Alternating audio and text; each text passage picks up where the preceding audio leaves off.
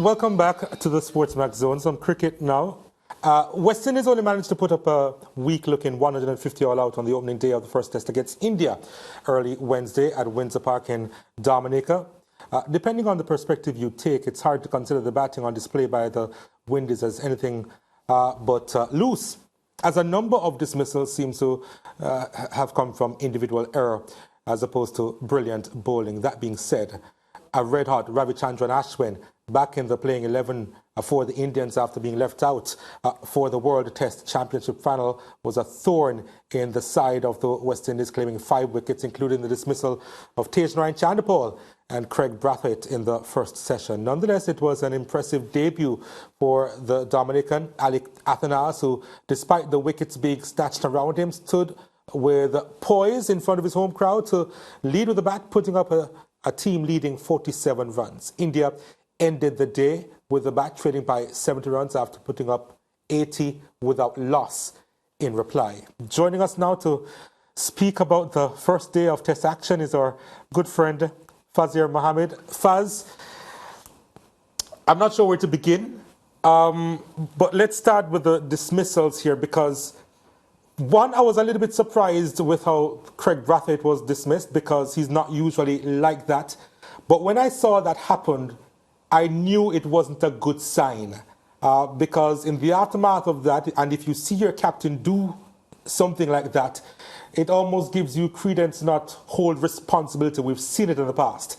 And it has happened again with, we weren't able to see enough players just standing up and taking the responsibility throughout the innings. Yeah, and it would have appeared out of character, very much so. But I think it was an obvious tactic by Ashwin, going around the wicket to the right-hander, getting some bounce, getting quite a bit of turn as well. And clearly, Brathwaite was trying to counteract that. If you recall, from the moment Ashwin came on, after just 40 minutes play, there was nothing in that stage but the opening bowlers, and this appeared to justify Brathwaite's decision to bat first on winning the toss. From the moment that Ashwin came on, Brathwaite was looking to score because he recognized the threat posed by Ashwin. And yes, it was an ugly shot, a poor shot in the circumstances. Looking to go through the wicket and skying to short extra cover, an ugly shot. And you're right, it really set the tone, the tenor for what we saw from much of the West Indies batting for the rest of the 2 sessions. But Faz, here's the thing, right? Because I'm thinking 4 sessions, maybe 5. That's the reason why you won the toss. You're not necessarily batting for runs, you're batting for time. Because we do expect this pitch to deteriorate, and that's the reason why you chose 2 spinners in Cornwall and Warrican. And I was a little bit amazed with the mindset of a number of these players to just continually go for runs as opposed to just be patient and play for time. Well, play for time, yes. But if you know sooner or later a delivery that you're not going to be able to cope with is going to come around and you're going to fall cheaply, then you might as well have a different perspective. But how many of those deliveries did we see?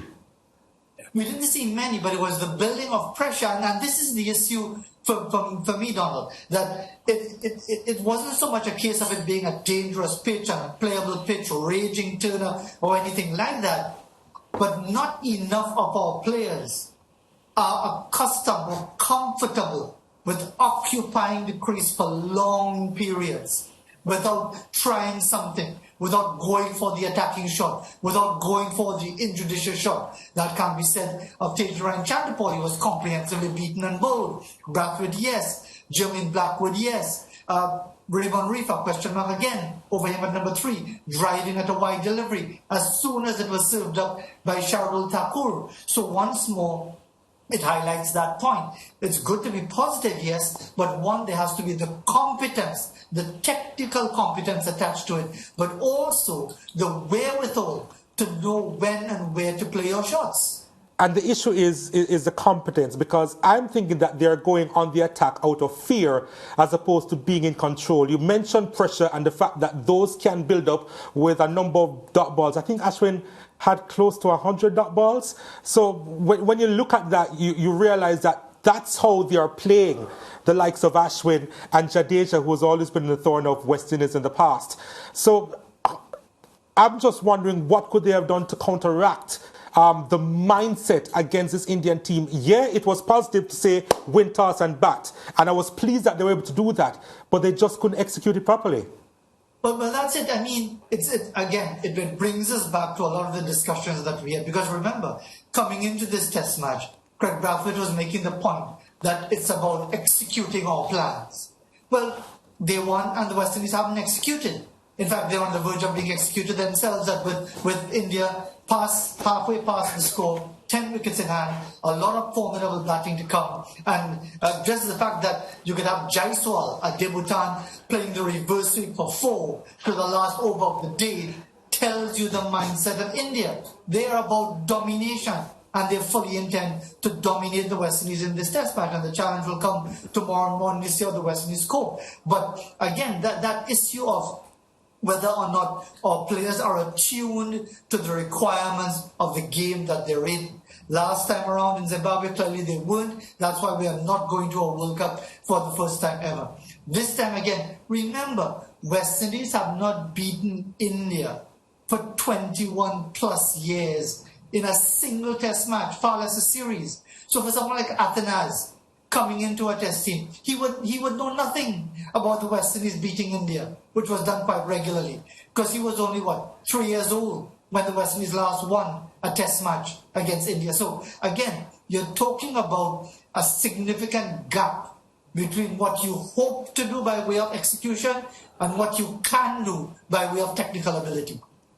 Right, and perhaps Athanaze would know nothing about winning, but what we saw from him making his debut, just the intent, it made us, gave us a glimmer of hope. It's unfortunate, based on what we saw, he was unable to get that 50 and go on to make a big score. Yeah, and as well as he played, because he looked composed to me. He looked, really well organized, putting the bad ball away. And by the way, can I offer my condolences on behalf of my home circle for the loss of your mother? I know that would have hit you and the family very, very hard. Hope that you all will be able to come to terms with it. But this, again, for someone like Athanaze, a situation like this, the pride in wearing the cap, and let's hope that he appreciates that pride. I'm disappointed that there weren't more fans in the ground, because the feeling certainly was that he was going to make his debut. Maybe we'll see more later on because it's school holidays time throughout the Caribbean as well. But now that he's scored 47, he has to tell himself, I need to lift myself above the mediocrity that surrounds me. Because wickets were tumbling around him. Yes, he got 47, but 47 is not good enough. 47 has to translate to 74, to 90 something, to 100 plus. It doesn't matter that he was the top scorer. He was the top scorer in a poor batting effort. And yes, he did well, but he must set his standard way above what seems to be the acceptable standard now in West Indies batsmanship. When West Indies won the toss, I was thinking that maybe this match would go into a fourth and possibly fifth day. And now we don't have the luxury of seeing that, because I'm sure the pitch would have been deteriorating so much. Do you think India now is thinking of just batting once? I'm sure they are. And again, the weather could be a factor, because once more, there was a lot of rain leading up to the test match. There was a very light shower towards the end of today's play. But the fact of the matter is that India, with the batting to come, you've got Shubman Gill, you've got Virat Kohli, you've got Ajinkya Rahane, just those three, they must be thinking of putting down roots and batting for a day and a bit, or maybe 2 days, to just play the West Indies completely out of this match. And that is where the challenge comes in for the West Indies. How will they approach day 2? Will they be disciplined? Will they be sticking to their plans? Will they be executing their plans? Because you can execute all the plans you want. If you're coming up against world-class players, they can counter that. But at the very least, knowing that India want to basically make bat just once, because that's obvious, the West Indies have to have a clear strategy and plan going into day 2. Yeah, this match may end up finished before the weekend. So let's see what happens. Faz, we'll link up with you tomorrow to discuss day 2. All right? Thanks for joining us. Take care. Take another break here on the SportsMax Zone. On the other side of the break, we'll have your second zone update. Stay with us.